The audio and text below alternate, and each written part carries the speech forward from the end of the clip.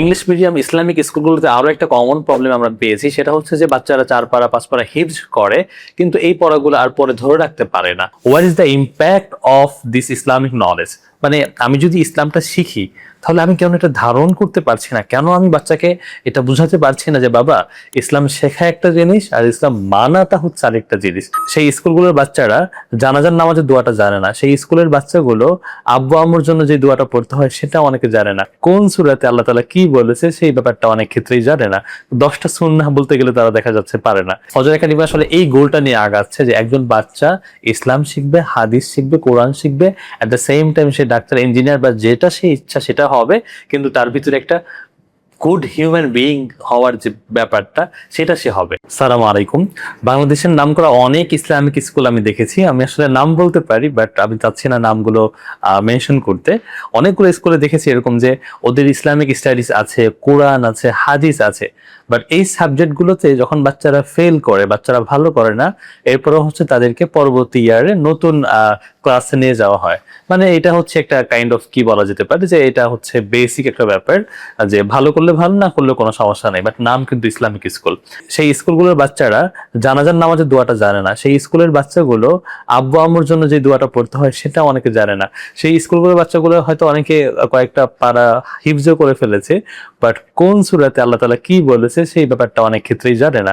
10টা সুন্নাহ বলতে গেলে তারা দেখা যাচ্ছে পারে না। এইসব স্কুলে কিন্তু অনেক ছাত্রছাত্রীরা ক্লাস করছে, অ্যান্ড এইসব স্কুলের গার্ডিয়ানদের কিন্তু একটা কনসার্ন যে ভাই, আমি আমার বাচ্চাকে নর্মাল স্কুলে দিব না, আমি আমার বাচ্চাকে একটা ইসলামিক স্কুলে দিচ্ছি, ও যেন ইসলামিক ওয়েতে বড় হয়, ওর ভিতরে যেন ইসলামিক ইথিক্সটা থাকে, ম্যানার্সটা থাকে। বাচ্চার গার্ডিয়ানরা কিন্তু এটা চায়, কিন্তু দেখা যাচ্ছে যে ও নর্মাল স্কুলের মতোই বাসায় আসতেছে, ব্যাগটাকে ছুঁড়ে মারছে বিছানায়, ব্যাগের ভিতরে কিন্তু ইসলামিক বই আছে, হাদিসের বই আছে, সেটাতে তার কোনো আসে যায় না। এবং দেখতেছে যে কোনো মানুষের সাথে তারা যখন কথা বলছে, খারাপভাবে কথা বলছে, চিল্লাফাল্লা করছে, যেটা আসলে একজন ইসলামিক স্কুলের বাচ্চাদের হওয়ার কথা না।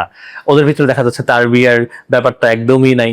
অনেকগুলো সূরা হয়তো হুজুর ওদেরকে মুখস্থ করিয়ে ফেলেছে, বাট ওই সূরাগুলোতে আল্লাহ তাআলা কি বলেছে অনেক ক্ষেত্রেই দেখা যাচ্ছে যে সেই বিষয়গুলো তারা জানে না।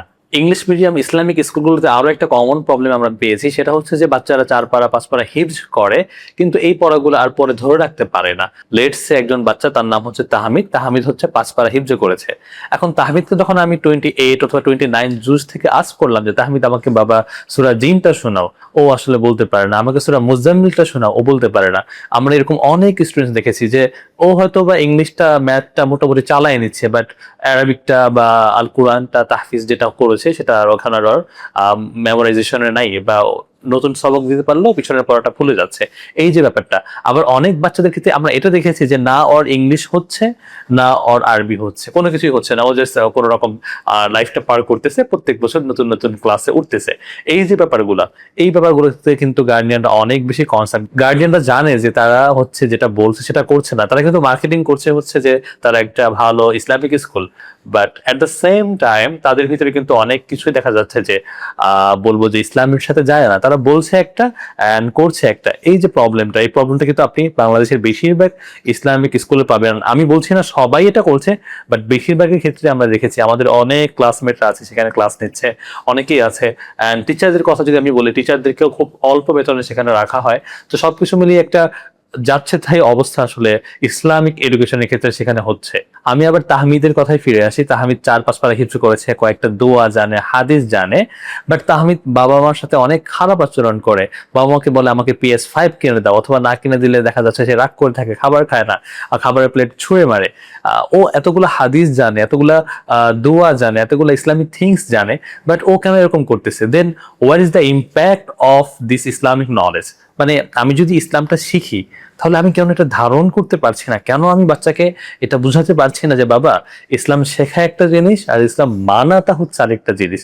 এই যে ব্যাপারটা, এটা আমরা অনেকের ভিতরে পাইনি। আবার আমি যদি আরো একটু বলি, সেটা হচ্ছে আমি যদি বলি যে ইন্না আতাইনাকাল কাউসার, এই যে ইন্নার এখানে যে গুণনা হলো, আমি অনেক বাচ্চাদেরকে বলেছি যে কেন হলো। ওরা বলতে পারে স্যার গুণনা হবে, বাট কি কারণে হয়েছে, মানে বিহাইন্ড দ্য স্টোরি কি, কেন এখানে গুণনা হলো, রিজনটা কি, সেটা অনেক বাচ্চারাই হচ্ছে তাজউইদের ক্ষেত্রে বা অনন্য তাজউইদের ক্ষেত্রে বলতে পারে না। এই যে ব্যাপারগুলো, এটা কিন্তু খুবই কনসার্নিং যে এত তো টাকা দিচ্ছে তারা, বাট ভালো এডুকেশনটা কিন্তু তারা যেভাবে বলছে সেভাবে দিচ্ছে না। আমরা সবাই খুশি হই যে আমার বাচ্চা কোরআন শিখছে, মাশাআল্লাহ, এই কথাটা যখনই আমরা শুনি বা বলি, কিন্তু আমরা কি কখনো ভেবেছি কিনা যে আমার বাচ্চা তো কোরআন শিখছে, অ্যাট দ্য সেম টাইম আসলে ওর ভিতরে কি কোরআন যে কথাগুলো বলছে সেগুলো আসলে ও কতটুকু ধারণ করছে।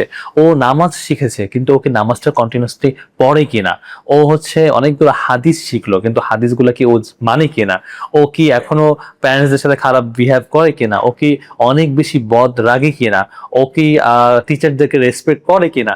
ও তো এগুলো সবই পড়লো, বাট এখন কতটুকু মানতেছে সেটা কিন্তু একটা ব্যাপার। কোরআনের 3 নাম্বার পারার 2 নাম্বার পৃষ্ঠাতে এই সূরা আছে, কোরআনের 30 নাম্বার পারার 2 নাম্বার পেজে এই সূরাটা আছে।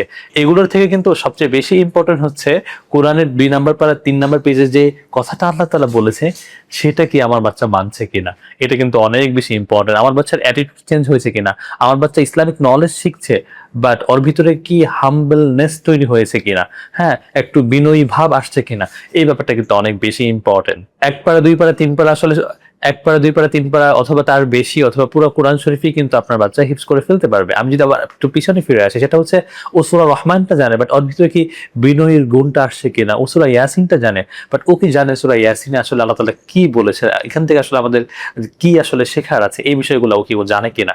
মানে শুধুমাত্র জানলেই কিন্তু হবে না, আমাদেরকে সেটা মানতে হবে, ধারণ করতে হবে, তখন কিন্তু আসলে ইসলামিক এডুকেশনটা মিনিংফুল হবে। আমি এই পর্যন্ত যে কথাগুলো বললাম কাউকে আসলে পোক করা আমার উদ্দেশ্য না। আমরা অনেক বেশি আলহামদুলিল্লাহ স্টুডেন্টের সাথে বসি যখন, তখন এই প্রবলেমগুলো দেখি, গার্ডিয়ান আমাদেরকে এই প্রবলেমগুলো জানায়। আলহামদুলিল্লাহ আমাদের এখানে প্রায় 400+ স্টুডেন্টসরা ক্লাস করছে রেগুলারলি। সো আমরা দেখি যে অনেকেরই অনেক ধরনের প্রবলেম আসলে থাকে। বাট ফজর একাডেমি আসলে কি চায়? অনেক প্রতিষ্ঠান তো আছে, ফজর একাডেমি কিন্তু চায় না যে আপনার বাচ্চা হাফেজ থেকে বের হয়ে আসুক।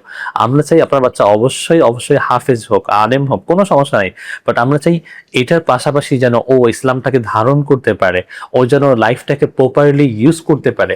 আমরা আসলে সেই বিষয়টা চাই। ও আমাদের এখানে ইসলামটা শিখবে, কিন্তু ওকে ইসলামের পাশাপাশি ওকে হাম্বল হতেই হবে।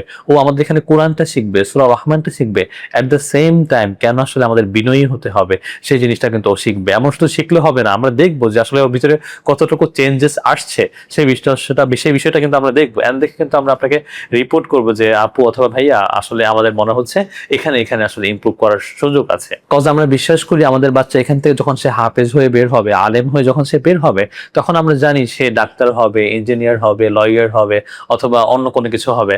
আমরা চাই না যে ও শুধু মাদ্রাসা মসজিদে থাকুক, ও বাইরে যেও কাজ করুক।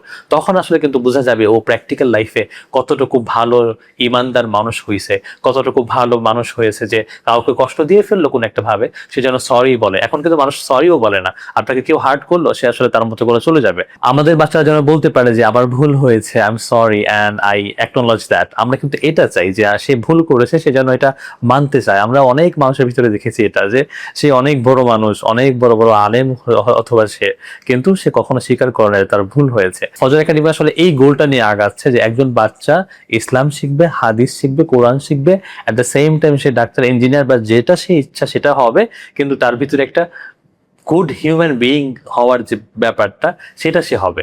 ফজর একাডেমি কখনোই এরকম বাচ্চাদেরকে প্রেফার করে না যে বাচ্চাটা একাডেমিক্যালি অনেক বেশি সাকসেসফুল, বাট তার ব্যক্তিগত লাইফে সে অনেক বেশি রুড, মানুষের সাথে খারাপ আচরণ করে, অথবা XYZ। আমরা অনেক মানুষ দেখি যে সে অনেক ভালো ভালো ক্যারিয়ার তার, কিন্তু সে কিন্তু ঘুষ খাচ্ছে, সে কিন্তু সমাজে খুব বেশি জাস্টিস করতে পারছে না।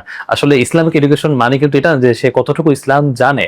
ইসলামিক এডুকেশনের মানে কিন্তু এটাও যে আসলে সে কতটুকু ইসলাম ধারণ করে। আমরা কিন্তু আসলে এটা চাই।